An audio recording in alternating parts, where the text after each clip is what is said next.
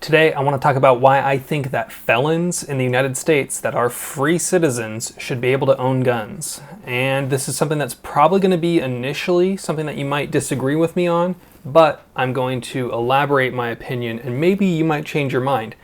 Regardless of how you feel, let's go ahead and leave a comment right now what your opinion is on this subject, and then at the end, you can either edit that comment or reply to your own comment saying how your opinion might have changed or what your feelings are on it, or if you can further elaborate why you agree or disagree. I'm going to be using my hands a lot, and that's just who I am as a person, so you're going to have to accept that. I'm going to do my best to not be overly flamboyant and extravagant about it, but it's just something about who I am, and it's going to be like that, so stay tuned. So I kind of want to talk about this because this is something that people on either side of the gun control debate, whether you're pro-gun or anti-gun or pro-Second Amendment or anti-Second Amendment, pretty much everyone online seems to be in the agreement that felons or people that have been convicted of a felony should never be able to own guns ever again. And I want to talk about why I think that's a bad reason, and I want to talk about why I think that's a not very well thought out argument, and why I think there's a lot of problems with that mindset. This is going to have to do with the Second Amendment, but it's also going to have to do with the idea of cruel or unusual punishment, and specifically the cruel punishment.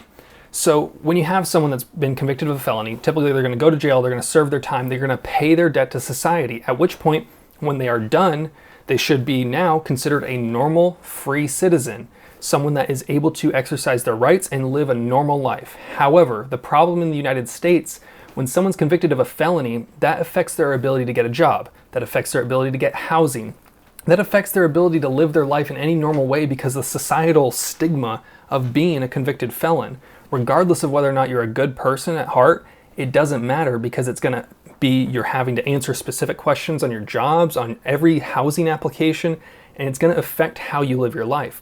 Because if you're not able to get a good job, you're most likely going to have to turn to crime. If you're not able to live in an area that is nicer, or if you're forced to live in areas that are willing to accept people that are having the stigma of being a convicted felon, you're going to not be able to live in areas that might be as nice or get home loans. It's just going to make everything about your life harder, which creates a vicious circle of spiraling out of control where it makes it much harder. I'm not saying it's impossible for someone to break out of that cycle, but it does make it a lot harder for them. So these people that are good people that have paid their debt to society are continually punished. The Second Amendment guarantees every free citizen in the United States that is an adult the unrestricted right to own guns and carry guns. The freedom of the people to keep and bear arms shall not be infringed. Pretty simple sentence.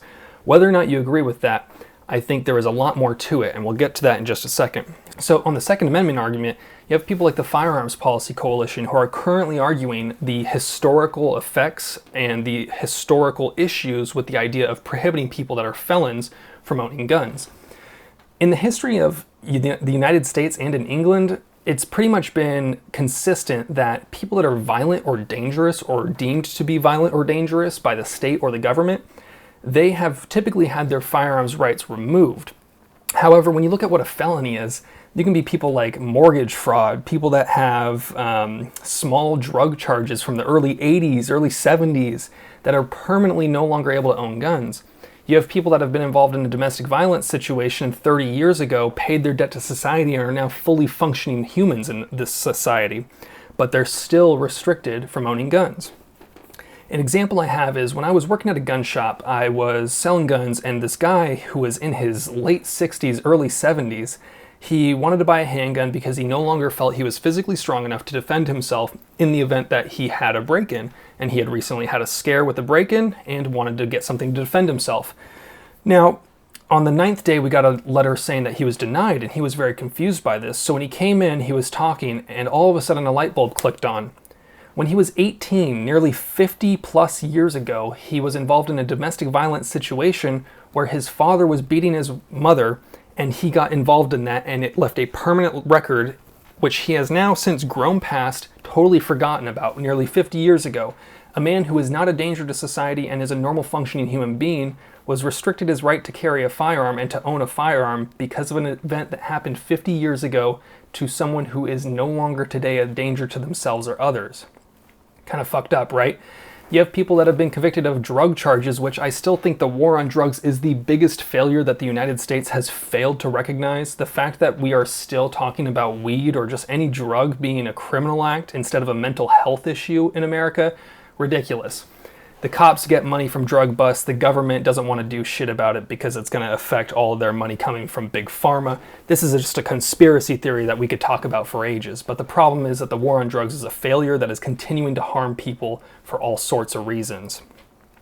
So you have all these crimes that are non-violent, or all these people who are not violent and have served their debt to society, which makes you think, why would they ever be restricted in the first place? And it's simply because the government has said, if the answer to have you ever been convicted of a felony is yes, you cannot have guns. There is no reason behind it. It is solely based on an arbitrary decision that felons equal bad forever. And you and I both know that's not the case, right? So moving past the Second Amendment argument that's been expertly laid out by the Firearms Policy Coalition, which I will link below to their case if you want to follow that, let's move on to the idea of cruel and unusual punishment. So you have people who go to jail. Jail sentence says, hey, 5 years, that is considered your debt. You are repaying the societal toll that you have impacted. This is your punishment for the crime. When you get out of jail, you're supposed to be a free citizen, but unfortunately you're not. Because when you've been convicted of a felony, you lose all sorts of rights and abilities to exist as a normal free citizen in the United States. And now here's where the problem comes in. Either you agree that the government is failing to rehabilitate people and releasing dangerous criminals back onto the streets. If you think that people, when they get let out, are still so dangerous that if they were able to get access to a gun, it would be a legitimate threat to themselves or others, the government is fucked up and the system is fucked up and it's not doing its problem. However, I don't think that is the responsibility of the people who are being punished to bear that burden. That is the responsibility of the government to fix its shit. If you are putting that burden of constant punishment on someone after they get out of jail because the government did not successfully facilitate them back into society, you're wrong. You're choosing to continue to punish people after they've paid their debt. And I think that's just absolutely ridiculous. When people come out of jail, if you're assuming that they are no longer dangerous, but then saying that you don't want them to have guns, you are then choosing that you are actively in agreement that you want to continue to punish that person for life.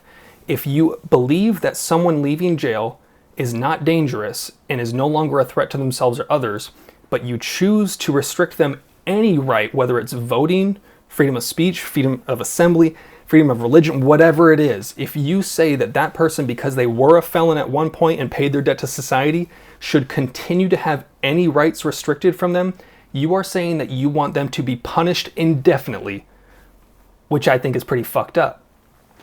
I've been cursing a lot, and I will not apologize for that because this is something that really does tickle my balls. So I will not apologize for my opinions on this. However, if you want to have a discussion with me below, I will do a better job of interacting with you in a civil manner. However, in this video, I am going to use the passion and the words that I have to express myself in a way that I see fit. So in summary, we've looked at it like this. The Second Amendment guarantees any free citizen's right to own a firearm and carry a firearm, right? If you don't agree with that, or if you don't want to use that as an argument, fine, let's move past. So now, if we're talking about whether or not felons can own guns from a cruel and unusual punishment standpoint, and you think that they should not, you're one of two camps. Either you are accepting that the government has failed to rehabilitate people in society and are choosing to put that burden on the people who are a victim of the government's inability to work itself out, or you're of the mindset that people that are not a danger to themselves or others, have been successfully rehabilitated, have paid their debt to society, should no longer be able to own guns and should be punished indefinitely for a crime they committed that they are now grown past and have paid back. If you feel that for some reason I have somehow misplaced your argument, or you feel that your argument has not been properly elaborated in this video, feel free to leave a comment below and let's talk about it. Otherwise, as always, have fun, be safe, stay dangerous. Peace!